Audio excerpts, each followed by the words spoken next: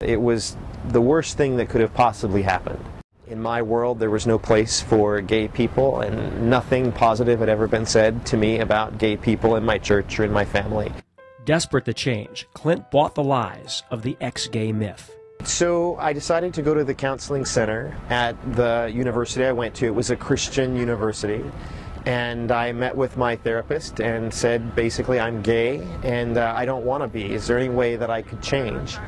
And his response was yes, that I could change. And my next question was, could I be straight by Christmas break? And his answer to that was he didn't know, but it was possible. So that was really the beginning of my life in the ex-gay movement. I was in individual therapy with him for 5 years. And then we also had a group that he put together of other people who were having the same issue on the campus. There was another group in Oklahoma, my group was in Texas, that we would go up every couple of months and meet with this group up in Oklahoma over the weekend. I saw the devil, the country man, I saw the devil down the road. Demons had a role in, if not making us gay, demons would have a role in getting in the way of our therapy.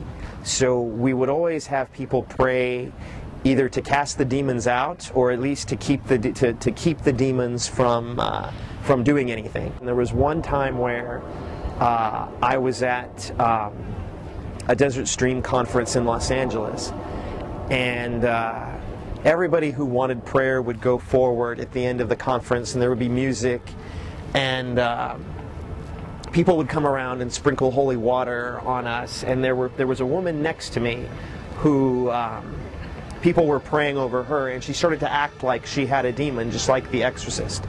And so then all these people would come and pray over her and pour holy water on her and cooking oil over her. And so I would always think, well, maybe there's a demon that has something to do with my homosexuality. And something else that would happen is that I would start having dreams that demons were trying to possess me. And that those dreams would really scare me to death. And I'd wake up and I couldn't breathe. And I really believed that demons were coming to me in my sleep and trying to interfere with my life, or trying to get involved in my life. So it was very frightening. The ex-gay ministries introduced Clint to laughing therapy.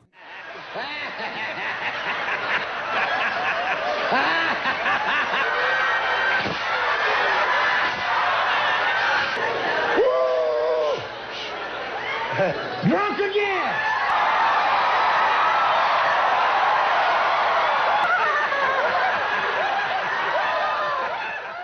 We would pray for a while, and everyone would just start laughing really, really hard, laughing like crazy.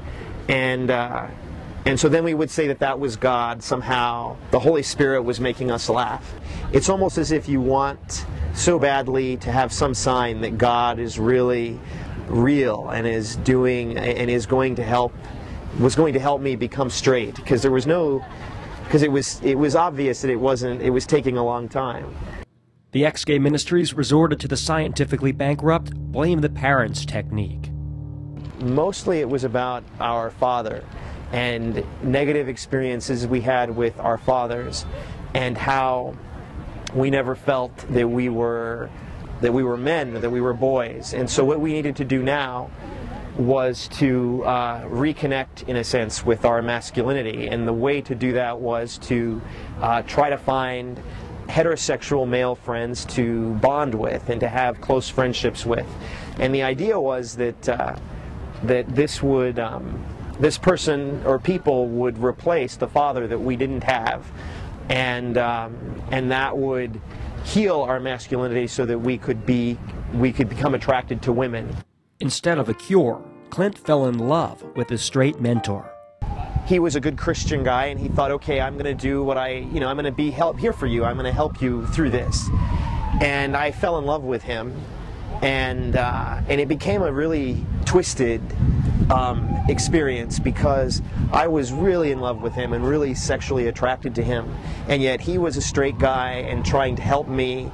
Clint and others in the group soon realized that ex-gay therapy was a dead end. Especially toward the end, it was the most unhopeful experience I've ever, the most unhopeful experience in my life. We knew that nothing was going to happen, and by the end, most of the guys had left. When not depressed, the ex-gays went cruising. When we went out to dinner on our own, we were constantly talking about how good-looking the guys were, pointing out this guy, how we really liked this other guy, people that we knew at school. So it was. So even though we were trying not to be gay, it was really, I think, our first experience of community as gay men. Ex-gay ministry is consuming. It stopped Clint from pursuing and achieving his dreams. Trying not to be gay ate my life for 13 years. My grades in college were not the best. My grades in high school were terrible, and it wasn't really until it wasn't until I came out and allowed myself to be who I was that I had the energy to do anything else, to succeed in my career, to go back to graduate school and do well. Once Clint escaped the ex-gay trap, he earned a master's in public health from Harvard University and a PhD from Boston University. Today, Clint urges people not to believe the lies of Exodus International and urges them to come out. And I had always felt like if I went to the movies, for instance, or if I read a book, and it was about romance or intimacy or even deep friendship, I didn't relate to that because I didn't have that. I was so busy trying to be someone else. And now I feel like I could be a book or I could be in a movie. I have a real character. And I didn't feel that way before. I felt like I was someone who was not supposed to be. That was not supposed to be, that I was an accident or a mistake, really. And I also didn't, I think that it brought a lot of hope in my life because I've had love. I have love. And I believe that love is part of life for me. And that feels great. So what I found as living as an out gay man is so much more than what I had when I was in an Exodus ministry. And I think that if people in Exodus really knew, how good it could be, there's no way they would waste the time that they do trying to fight who they are. For more information about the ex-gay myth, visit truthwinsout.org.